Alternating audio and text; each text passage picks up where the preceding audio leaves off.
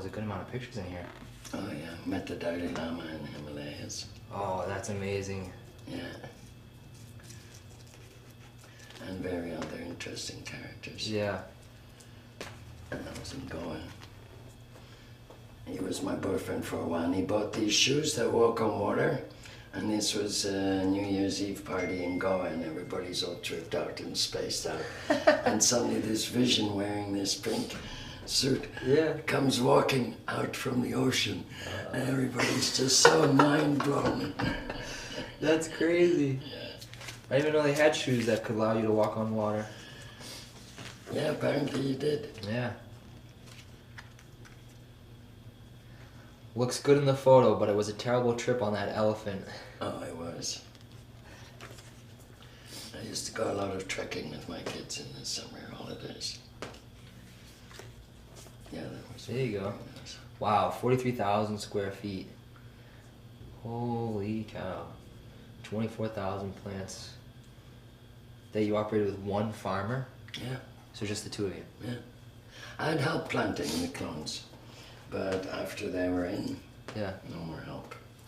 And he did the tanks, and I did looking after. I hung up all the nets on all that space. Wow. Yeah, and that's why I became the hash queen for inventing the first machines to separate the crystals. So do you have any plans for any new products or any new, is this basically this in the bags, or are you going to come up with? We have this in the bags and washing machines. Washing machines. I don't think so, because it could never be cheaper Yeah. than the bags. Yeah. And now they come up with machines that cost like $500,000. Yep. That don't really do all that much different. Yeah. Well, most of them are more into for making extracts. Now Yeah. this is just for making dry sift. Yep. Yeah, I used to take buds and just bounce them over, like I said, the screen printing frame. But that's how I invented that one. Yeah. Because when I came back from India, suddenly the city was filled with coffee shops with weed. But it was the first time in 23 years that I encountered weed. So I wasn't very enamored with it. Yeah. And then I was growing, and so we had the material, and I knew what to do, and decided to make hash on a flat screen and kind of waffle them, trim around, and something will fall through eventually. That's cool. And then one night I'm standing in front of my clothes dryer, you know, the tumbler where all the clothes kind of tumble in. Yeah. And I suddenly thought, man, that's what I'm trying to do by hand. So next day we got an old drying machine and ripped out the heat and put a screen around the drum and threw in the stuff, and lo and behold, all those crystals were at the bottom. Nice. Yeah. Do you prefer a certain, like, so with bubble hash, there's the different microns or grades. Do you prefer a certain grade over the other, or? Well, for the dry sift, we only ever use one screen, 150. But for when water gets involved, then we use different screens. And I like the ones in the 70 or the 90. I don't like the very tiny ones, even though certain people seem to think they're much better. Well, wouldn't the smaller ones be a little more immature, right? Well, presumably they came off the same harvest. Okay. Just as you're turning. Yep. And usually then all the crystals will either be big and go in that bag or small. But if there is a difference, because the bigger crystals, they have less, like on the outside of every crystal is a thin layer of cellulose. Yep. And if you have lots of little ones, the ratio between cellulose and the oil that's inside is much less oil than if you have a big ones, and then in relation, there's much more oil inside. So for me, they're stronger, they're better. That makes sense. Yeah.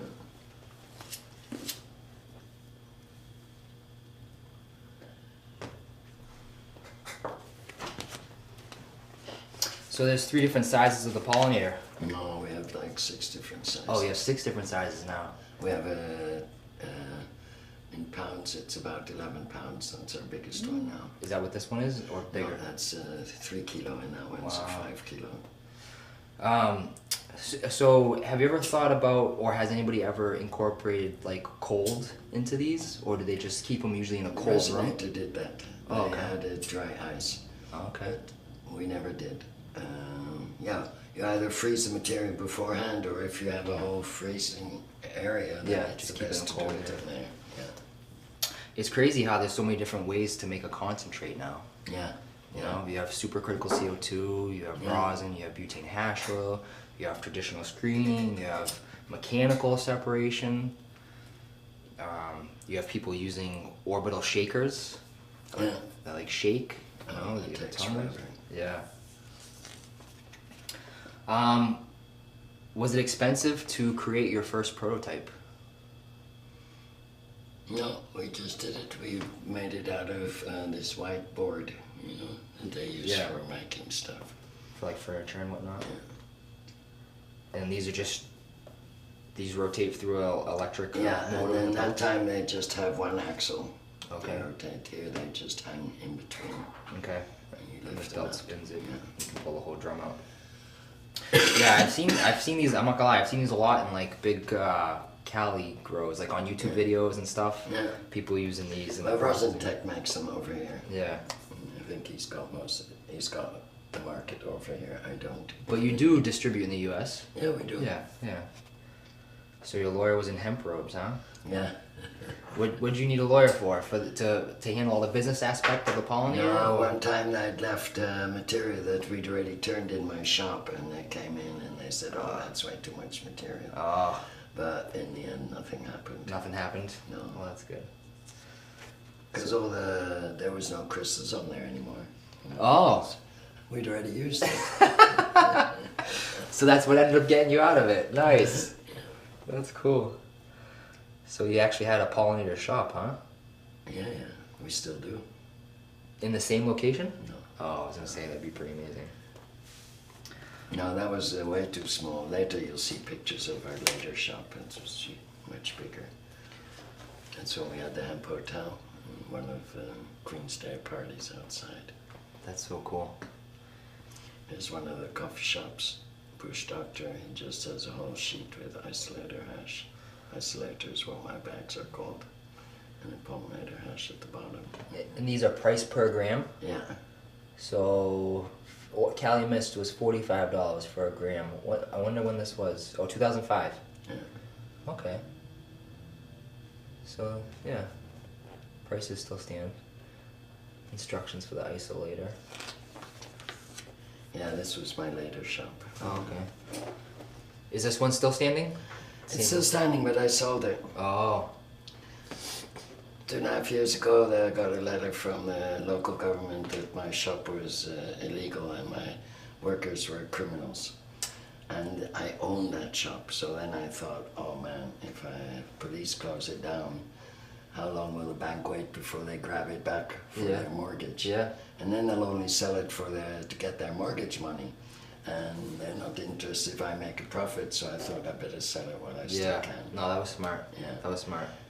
Because opposite me, they'd built a museum, the Hermitage, and a state man guy, he already said, because that museum is opposite your canal now, all the properties on this side gain 1,000 euros per square meter. And it's about 8 square feet. Wow. And I had 340 square meters. So, in that shop. Wow. Yeah, it was a big place. Yeah. The biggest isolator ever built for order for Hawaii. Yeah. That is huge. They wanted to use a kiddie pool. I was gonna say, what would they put that in? Kiddie pool. Yeah. So the premise was to drop this in the pool, fill it with material. Yeah, and then hang it over the side of the And just- pool, and then fill it with water and ice and Agitate it. material and agitate it somehow. And then try I to don't pull it know, all it's a out. bit big and awkward. Yeah, But how? it was their idea, they wanted to do it Oh, like man. this. So. I would think they would need a crane to like pull it out with all that wet material in there. Yeah, that would be a heavy one. Yeah. Yeah.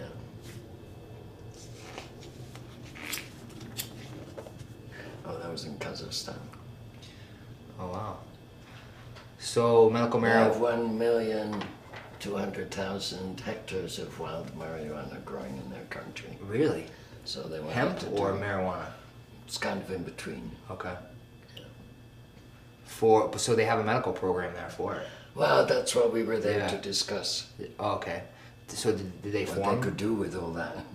Did they end up doing something with it? Are they still using it? Yeah, they first then they didn't, because they decided that actually what they wanted to build was a penicillin and aspirin factory, because at the moment they're importing all their medicines from India and they'd had too many polluted medicines.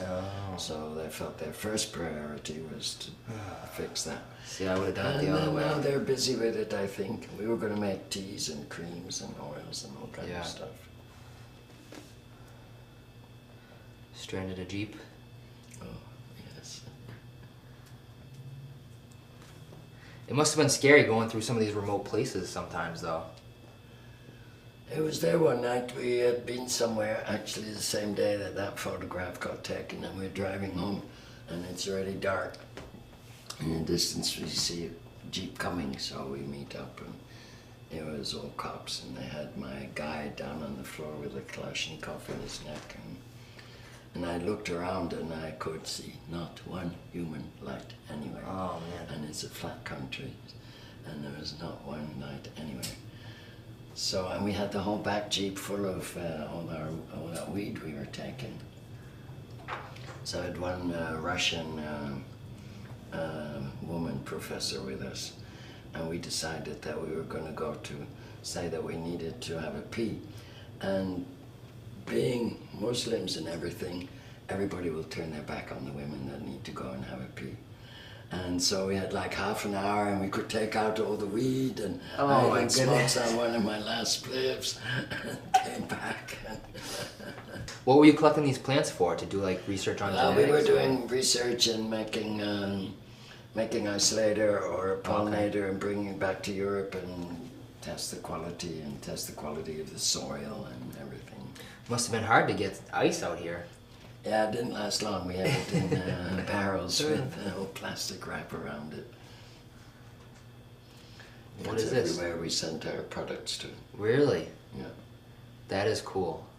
Which is interesting, because even in countries where it's totally illegal, Yeah. somebody's growing there. Yeah. Otherwise they don't need my products. Yeah.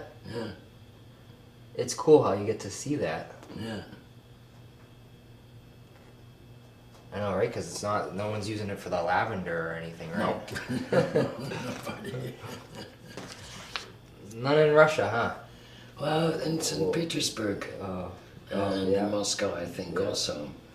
And this is Kazakhstan. Yeah. That's where I took It machines. probably can't grow too much up there anyways. It grows wild. Does it? Yeah. See, I need to travel. Well, this is then some of the products that... Ghetto Tech, state-of-the-art water hash. Why was it Ghetto Tech? I don't know, somebody called it Someone that. called I was it that? writing the article. So where'd you come up with the idea to make a small washing machine? Was that something that you came up with, or did you adapt? Well, the washing machine was invented to get your dirty socks clean. Oh, 'cause the small one. Well, any washing machine was Yeah. invented to get your dirty socks clean. And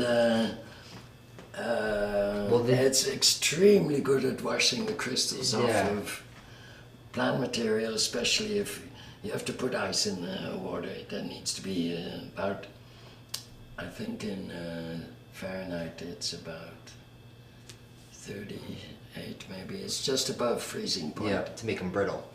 Well, then they get hard and they won't stick to anything, and they'll snap off easier from their little from the sticks stalk. and fall down. Yeah. Yeah. Well, they made a film. That's also available. A film about you? Yeah. I didn't know that. Well, it's more like a documentary. Okay. So when's the next Dabadoo? In Mexico, the 3rd or the 4th of November. Okay. When's the next one in the States? Maybe in January. All right. In Michigan. Alrighty. I'd love to go to that. Working on it. Let me know. Goodie bags ready for Jamaican Dabadoo. So the Dabadoo travels. Yes, it can go anywhere. Nice. Like at this Dabadoo in Colombia, I ran into this Mexican guy and he said, I really want to do one in Mexico. And I said, well, you see exactly what we're all doing. Yeah. If you can find a place in Mexico where can we do exactly that and not have any problem? Yeah. Yeah, we'll do it in Mexico. Yeah. So he found this extreme sports resort on top of a mountain. Sounds like it could be dangerous. I went paragliding for the first time in my life. Wow. Yeah. That must have been fun. Yeah. Scary at first. Yeah. How many Dabadoos have you hosted so far? Probably about 20 of them. Okay.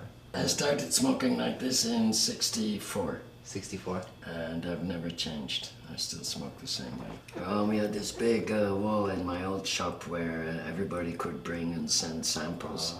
And we'd hang them up, so they took a bunch of them. That is cool. Like from La Réunion at some island somewhere. Yep. And, You framed them all though, right? I framed them all. Yeah. I was forever looking for mini frames. Yeah. I bet the local frame shop was happy when they saw you. No, I did it myself. These are you all did? things that you can just buy. Oh. That's cool. And that's some of the articles Over the years. over the years. So where'd you come up with the name Kink 22? The Kinks was in Hit Parade that week, and that sounded a bit empty. And our house number was 22. Oh. Because we did the whole thing like within 2 weeks. Really? So it wasn't like we might have thought of a Yeah. more appropriate name if we'd had more time. That's funny. That was for my 70th birthday. Hitman Coffee Shop. He's from Massachusetts. He's from Boston, Yeah. but he has his place in LA. He has a Hitman coffee shop there. Yeah. And he organizes the Chalice Festival Yeah. every year. Yeah. But this year they had to postpone. It's cool to see how he went from a small Boston glass company to Yeah. now doing all that stuff. Yeah. Really cool. Yeah, that was the location. And, Yeah. Oh, so you have your own brand of consumables? Yeah. Oh, I didn't know that. Yeah. Well, that was Doug's idea, and I never really do much with it except when I'm in LA. Yeah. How do you feel about rosin? Do you like the idea of taking bubble hash and I quite like pressing? it, and I know there's nothing being added, and for that I like it. But I think because basically it's the contents of the crystals without that little layer Yeah. of cellulose. Somehow it seems to leave a more oily layer in my lungs than if I smoke isolator or something like Okay. that. But that's just personal. Maybe it's Yeah. not even true. R.I.P. Yeah, yeah. You know, that's crazy because I saw him on the Vice episode and he's like, oh, there's our boat driver. He's sick. And then it's very sad. Yeah. Especially because he was so passionate, you know? Yeah, yeah. Oh, he was a lovely guy. Very, very nice. Yeah. Who's King Twins? Just someone Some from Colombia? Colombian Some Colombian twins. hash man? There's actually 3 of them. Oh, really? But they call themselves the King Twins. And they seem to have a place in Florida or something. I don't have to know too much of all of them. Yeah. Oh, the cops in Medellin. Yeah, well, they were quite friendly. Yeah. And they had a pollinator plaza at the Chalice. That's cool. That's kind of cool. So, what do you think about California and the recent changes and how they've changed everything now? Well, all I know is that the 1st of July they changed all the laws, and that made it impossible for Doc to have his Chalice on the 13th. Yeah. You know, all these new rules, nobody Yeah. was quite ready for that. Yeah, it's crazy. And even over here, it seems to have just complicated things a lot. Yeah. Everybody's so busy having to get all these permits and okays and Yeah. this and that has to be like that, and I almost wish it just stayed medical. You know? I don't know. Let's hope. Let's see where it goes. Do you ever use BHO To smoke, preferably not. because of the butane? Yeah. Yeah. I heard that there was going to be like a big study coming out of California about like the health concerns with it and how it's, you know, worse than they thought supposedly. But actually Todd's the one that told me that. But I never saw My it. son is a pharmaceutical chemist, and he says there is no gas that doesn't contain heavy metals. Yeah. Yeah. So there you go. Nobody has any idea yet what happens to them. No, because it hasn't been a long enough time span to see the effects. He says if people would dab, a couple of times a week, it'd be one thing. Yeah. But I said, no, people dab 20 times a day if Yeah, they can. non-stop. Yeah. It's crazy. It's really crazy how much people are able to dab. Yeah. Oh, Kenneth Morrow from Trichome Technologies. I like him a lot. Yeah, he's smart. I like him. Him and Todd. I think they're high up there. And he's been way ahead of everyone for so many years. Yeah, he's been doing a lot of stuff with isolating terpenes and just focusing on, instead of just being focused on THC, the whole chemical cocktail, the entourage effect, and all that stuff. Little Mexican pyramid. And they make all the prizes in Mexico with all the little beads on it. Oh, that's cool. Yeah. Oh yeah, that was great. They rented a helicopter. Oh, that's cool. To the party. That's really cool. And they rented it the whole day, so a lot of people got an opportunity to have a little ride. There you go. That's nice. Yeah. This is your publisher. Yeah. Long-time friend too. Well, I always used to see her at all the expos. Okay. And I'd be sitting with my products, and she'd be sitting with her books, and because we were similar in age, we got to hang out together quite a bit. So then when I was finished writing this, she was going to take it on. Who did you look up to, if anybody, when you were younger, that was in the cannabis industry?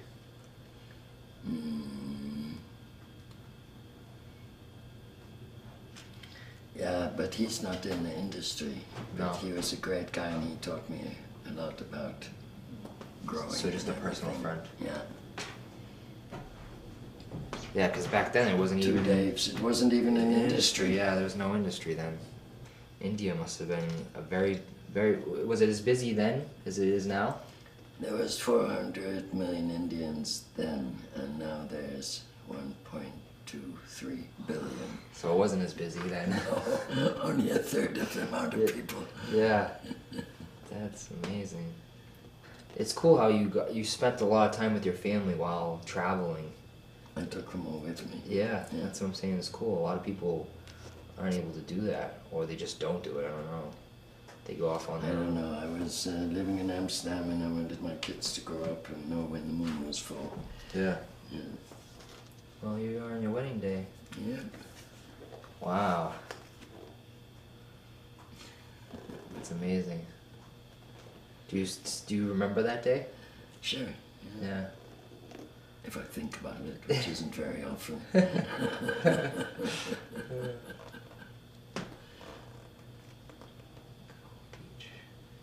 Why did you decide to move to India? We had a boutique which we changed into a tea house, and the tea house, or people now say it was like the first coffee shop, but it wasn't, because we never sold nothing. But we shared, and we changed. Like that, Like first bartered? Americans coming over, and they had to burn their passports and come through Canada, and brought some LSD with them, and the people would be coming back from Afghanistan, all dressed in fancy robes and bring Afghani hash, and they all ended up in that tea house. It sounds like you were on the Silk Road. Yeah. Yeah. And then the cops didn't like that, and because my daughter was there, I didn't want to have any hassle with anybody. I'd already had, anyway, you read about that. But anyway, so we just, within 2 weeks, how we started it, within 2 weeks, we got rid of it and got that van and left. Wow. Yeah. The Khyber Pass, I've heard of this before, because this is... It's a famous location between Afghanistan and Pakistan. Yeah. That's where I did my first smuggle. In Afghanistan, on the Khyber Pass, you could buy it for $20 a kilo. Wow. And I bought 2 kilo, got a third one for free. But we were about 7, 8 guys in the bus except for me. So my daughter and me went to sit in front of the bus with a bag with everybody's hash in it and some kids' clothes on top. And then we get to the border, and the official carries the bag because the officer there, he wants to have my daughter and me sit with him and talk with him. Yeah. He'd never seen a little girl with blonde hair and blue eyes. And we sit and talked and had tea and cookies, and in the meantime everybody's getting trashed. And I think the officer himself, he put the bag back on the bus. And No wished idea. us a good journey, Oh. no idea. That was a close call. I don't know, I wasn't so worried. No? No.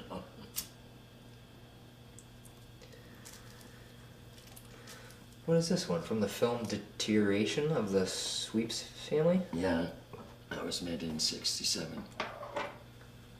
Who are the Sweeps family? And it's just a very bourgeois family. That basically, it's an underground movie and it teaches you not to pick up hitchhikers. Oh, okay. They pick up a hitchhiker and he goes and stays there and he sells all their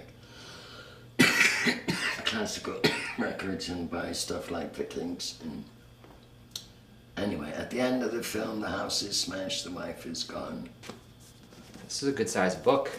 And I got 230 pages. Wow. She said it was too long. Well, now that I see it like that, yeah, it certainly shouldn't have been any fatter than this. Was this one of the hardest projects you've done, you'd say, or no? It's the only book I ever wrote. I never really wrote. Well, I'm just saying, any project so far in your life, was this maybe the hardest, or? Well, it took 11 years to finish, Yeah. yeah, so that was some... Like the boutique, we started it one day to the next, and going to India was one day to the next. Yeah. And most things were like that. So, who else is on the list of 100 most influential people?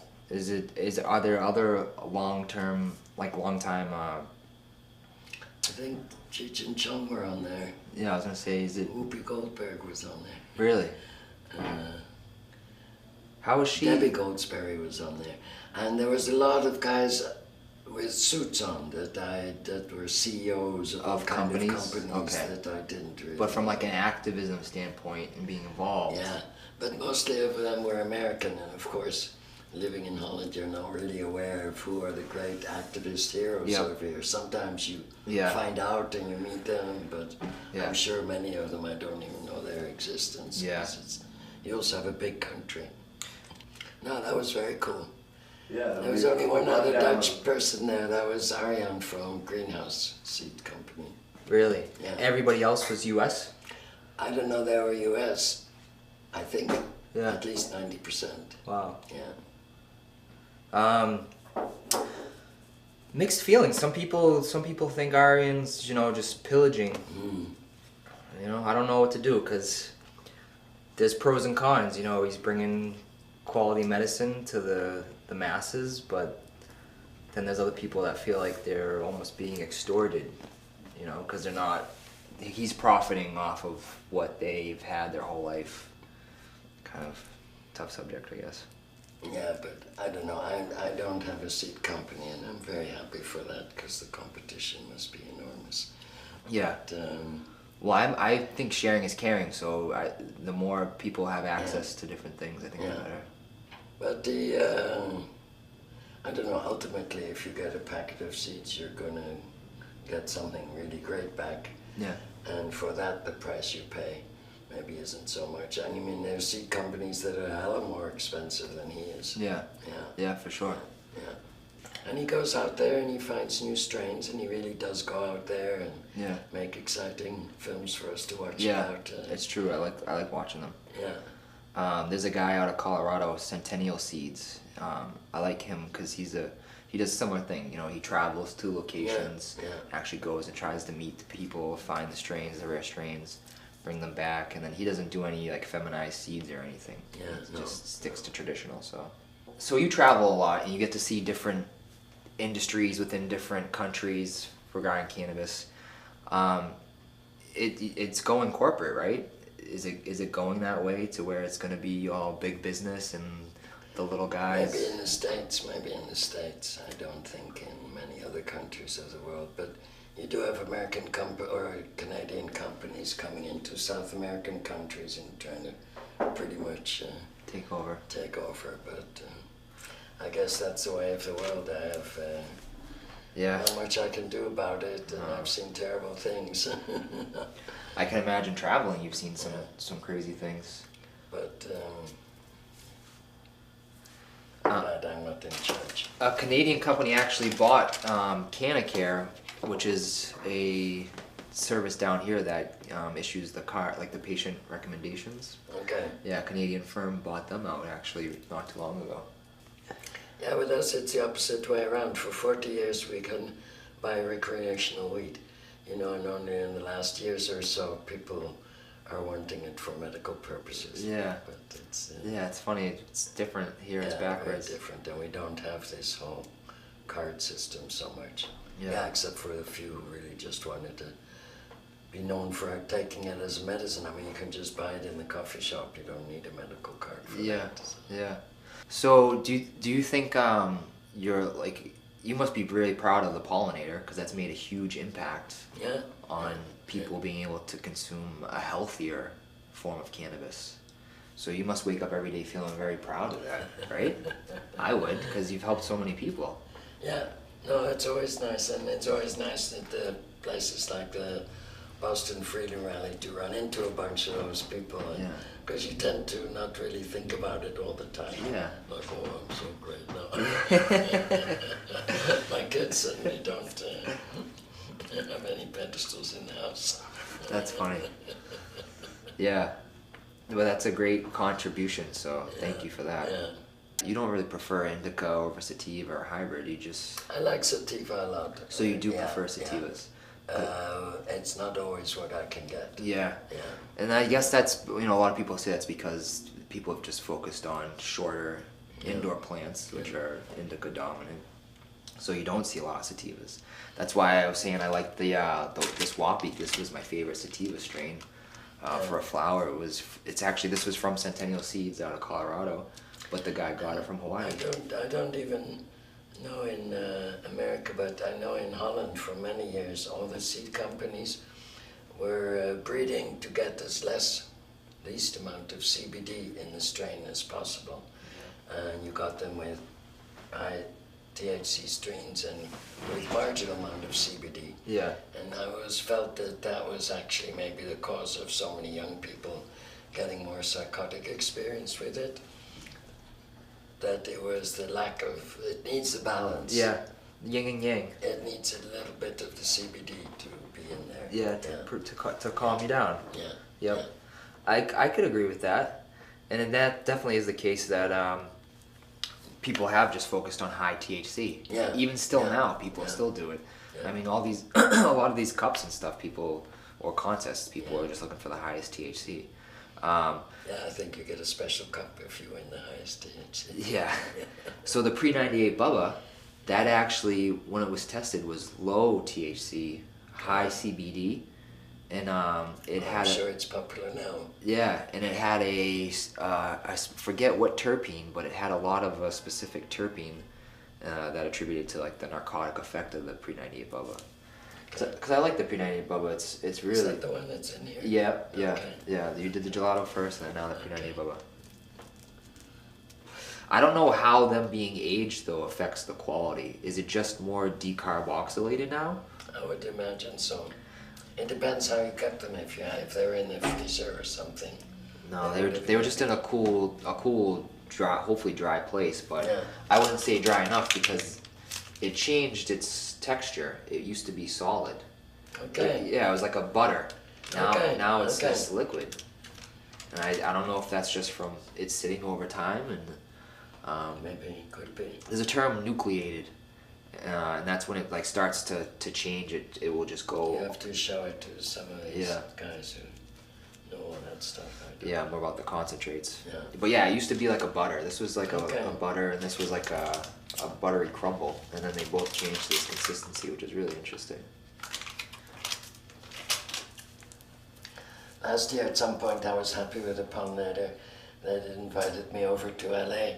They wanted to make rosin, and they wanted to first put it in pollinator, and then in isolator bags, and then in the washing machine. Wow. And with those 3 different products, make the rosin. Yeah, to press it. And that pollinator won. Did it? Yes, because when it's been in the water, it tends to get a little bit darker. Yeah. So the end product is a bit darker. and they'd use this fresh frozen material, so the crystals were still pretty much all white. Yeah. And so the rosin was just amazing. Yeah. Yeah. Yeah, so that's what I would prefer to do too, is I would Yeah. prefer to make a nice dry sift Yeah. and then press Yeah. it. Yeah. And then With that's, a dry sift, you also have all the flavors and aromas still with it, much more than if it's been water washed. I think some of the terpenes get washed. that's what I was off. saying about water being a polar solvent. Okay. Is that it will, no matter what, it will absorb some of something. You lose some a little of the things bit. that is on the outside of the Yeah. crystal. What gives it the smell. Yeah. Because bubble hash is great, but I think for taste overall, It doesn't win. no, But the for full melt. strength it does. Yeah, the dry. Yeah. Yeah, that's why I liked it. Yeah. But why does it win for strength? Because it's cleaner, Yeah. right? So there's I would imagine there's the ratio of actual medicine, microscopic little kind of stuff stuck on the end of Yeah. the crystals. which would dilute it a little bit. Yeah. And if it wasn't a purely clean sift, I mean, it should look like caviar. Yeah. Then you got the right thing. Yep. But very often it has all kind of little bitty bits and things. Yeah. in it. I've looked at them under the camera. You can Yeah. see stalks. Yeah. You know, Yeah. stalks. Some leaf material. Yeah. Yeah, when I would do the dry sift over the screens, I would have the screen printing screens, and I would stack them 3, and they'd be the different microns. And then press it kind of like with like Frenchy cannoli, press like with a hot water bottle or something. Yeah. You know? Yeah. Labor of love. It's a labor of Yeah, love. when I was in Afghanistan, they would all hit it with a mallet. Would they? They would put it in, well, then maybe skin, but heavy-duty plastic, and make a tight ball, and then hit it with a mallet and keep turning it. Every hit you do, you keep turning it. And in the end, the whole bowl gets liquid and so hot, you have to let it cool off again and then start again.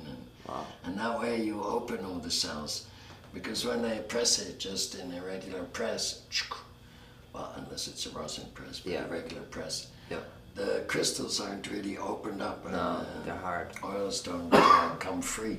And this way they do.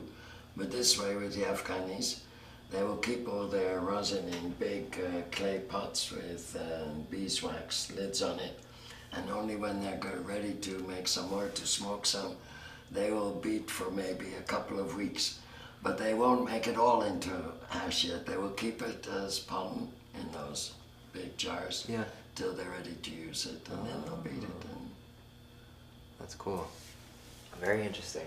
Yeah. So it's with a hot water bottle, you get pretty much the same result. Yeah, because it breaks all those glandular heads. You can even, if you just have a very small amount, put it in a plastic bag in your shoe. Yeah. And the temperature and the movement, and makes beautiful. I know. I'll do that sometimes, just with like when I have the bottom of the grinder. Yeah. I'll put that in my shoe. Yeah. Yeah. It's a nice treat. Yeah. Yeah, I love any type of hash, even finger hash or scissor hash. You know, all of it. Oh, finger hash is very nice. Yeah. Because it's very fresh. Yeah. All those trichomes are, it's as young as you're gonna get them.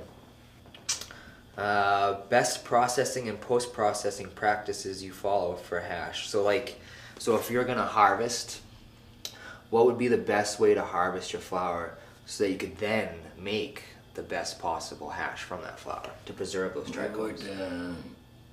harvest them, usually the whole plant at a time, hold it upside down and remove all the big fan leaves. Yep. Because they're useless. There's no THC gland or crystals on their leaf, and they have the horrible tendency to break into dust very quickly. Yep.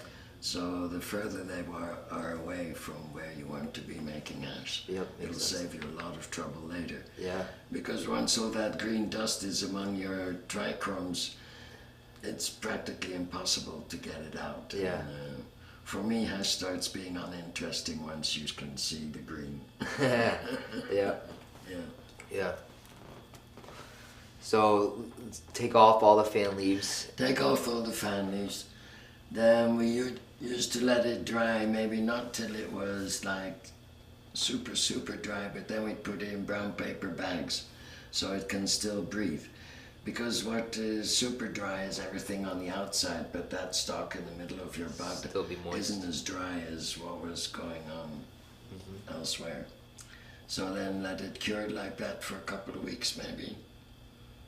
And then the trimmers come and all that happens. And usually in Holland people make their hash from the small trim leaves and little buds that nobody finds worth it to smoke. To smoke or to sell or whatever. They're just little.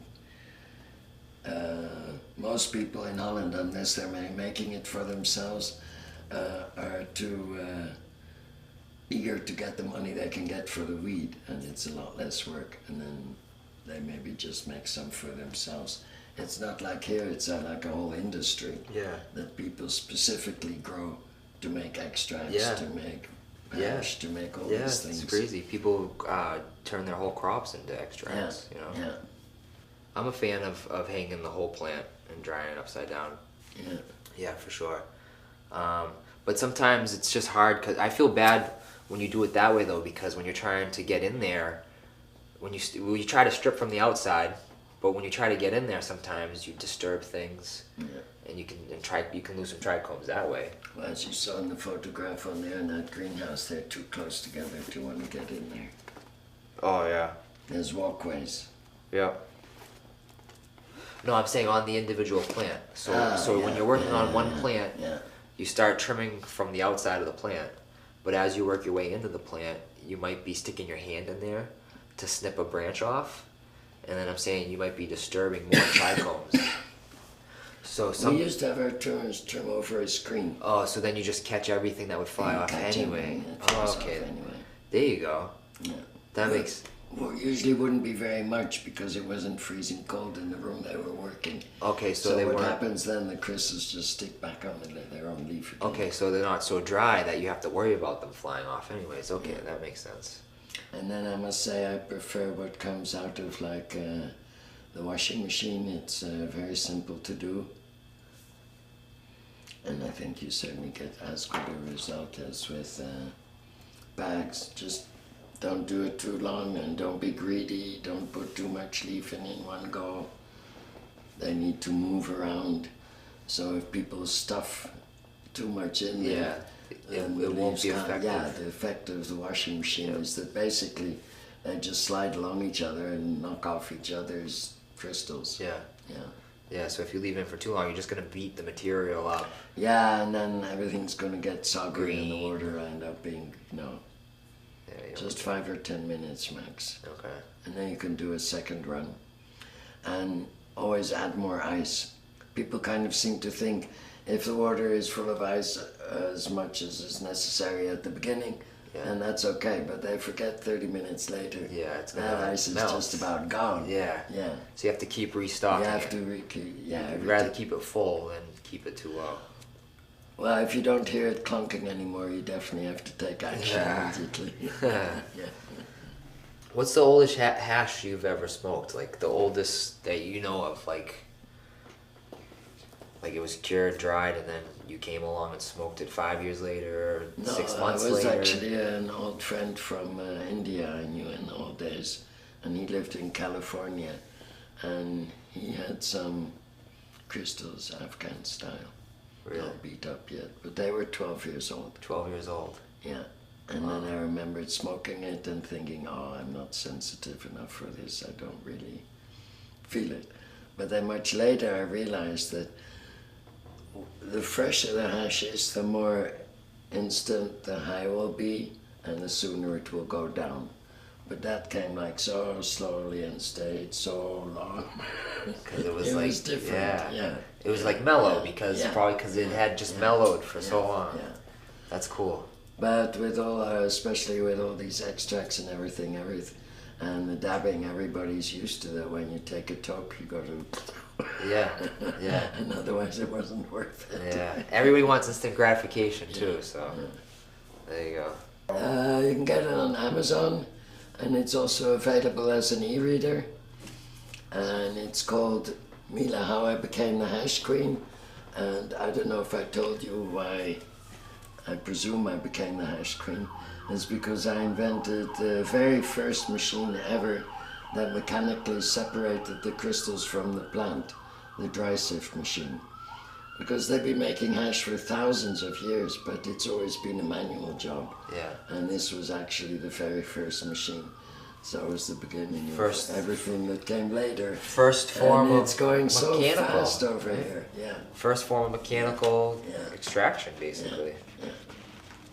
So yeah, for sure, I'm proud of that. But all thanks to Mila and the washing machine. Whoever invented the washing machine. and the bags, I sewed the first one on my own machine, because there was talk from water about making water hash from this. What's his name? That we just looked at it over there. You also, anyway. But then they came out with this huge machine, and it was of wood and stainless steel and weighed a ton. And it was made in East Europe somewhere, and where the plastic had to be welded to keep the water in, it wasn't. So each machine broke within a few months. Oh man. And then I was just racking my brains. How can you get this screen suspended in water without this whole big machine? And because I'd had the boutique, I guess my mind went to cloth. Yeah. Yeah, and then it was easy. You just have a bag, you hang it over, and there's your screen. So the very first ones I actually stitch on my sewing machine to try them out if it would work. Do you still have any of those first bags you made? Yeah. Really? Yeah. That's cool. Yeah. You should definitely frame one of those. Yeah. When you make the ice water hash, Yeah. you usually end up with 3 different grades? It depends how well I know the plant. Okay. So what do you judge that off of? Well, you have to try a batch, try it out. Okay. Yeah. And see how it's. But anyway, like I said, normally we would start if it was an outdoor plant in Holland with a 185 screen bag to put the material in. And then below that, I don't think much bigger than a 70-45. Yeah. And if it's an outdoor plant, maybe a good idea to add a 25, because you might end up with some very small crystals. It depends on the year also. Yeah. If it's for an outdoor. Okay. Because that would dictate how the plant grew. Yeah. But most of the weed all gets grown indoors in Holland, which is much smarter because you have far more control, of course. Yeah. And then you have a cleaner I product. used to grow indoor, yeah. You have a cleaner product ultimately. And that's what it's about, is the cleanest product in is the cleanest product out, right? Yeah. How mature do you like to see a plant when it's going to be processed? Like if you were to be harvesting. Oh, that's interesting. I know we used to harvest all our plants when the glands about 10% had started going golden. Okay. But then we were harvesting to make, be able to have weed. Yeah. One time I had an old Afghan friend, and I showed him one of my very first grows in Amsterdam, and he was totally flabbergasted by the big buds and the lights and everything. He only knew the pretty desert-like hills in Afghanistan with no water or anything. Yeah. And then I asked him, I said, I'm harvesting. Oh yeah, I told him. I said, we're harvesting this tomorrow. And he looked like, why? He said. I said, well, we dry it and sell it as weed. Yeah. I said, when would you harvest it? You would grow it to make hash. And he said, at least 2 more weeks. So they let it go later. Yeah, you gotta go later. And in the time when I was growing in Amsterdam, I never had anyone that worked with me that wanted to let something stand there for 2 whole more weeks and all the electricity would use. So I never really personally had a chance to test that. Yeah. But they obviously only grow for making hash. Yep. It's strange, all the way from Northern Africa to China. That's Everybody smokes hash. Nobody anywhere Really? smokes weed. I When you noticed. get further south in Thailand and places like that. I noticed that with flour, I get more like eyes, nose Yeah, irritation. Yeah. Yeah, I couldn't get used to it after 23 years of smoking hash, and then everybody had all this weed suddenly. Yeah. We need more people to make hash. Yeah. More people to buy pollinators to make hash. Do you have an online store? By the way, we have a pollinator shop, and you can get on the website just pollinator.nl, because we're in the Netherlands, so it's not com. Okay.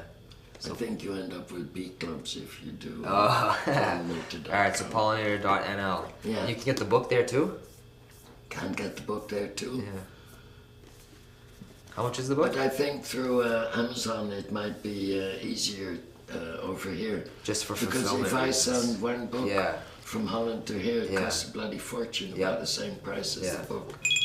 Well, maybe somebody will request a personal edition with a little. Yeah, if they want like that I Yeah. autograph it, which I do each one we sell, Yeah. and they're like $30. Okay, cool. Not And bad. then what I haven't put together for you, we also have a limited edition, for which we have a lovely box. If you want, I can show you. And then you get this DVD and the book. So pollinator.nl. And then How I Became the Hash Queen.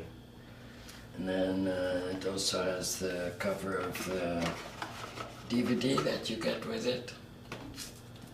So then for $50 you get the book and the DVD, and actually some extra doodads. You get like a pollinator pin and a dabadoo pin and Oh, really? some hemp hotel rolling papers. Oh, that's cool. Some stickers. A little kit to Yeah. keep you going. Yeah. That's cool. And how much is the limited edition one? They're 50. $50? Yeah. Those ones are available through Amazon as well, or? No. So those you gotta go right to your website. Yeah. Alrighty. If you get it, I hope you enjoy it. Took me 11 years to put it together, and have fun with it. Okay, this is Mila Jansen. I've had a great afternoon here, getting ready for talkingseaweed.com, and follow your dreams, have fun.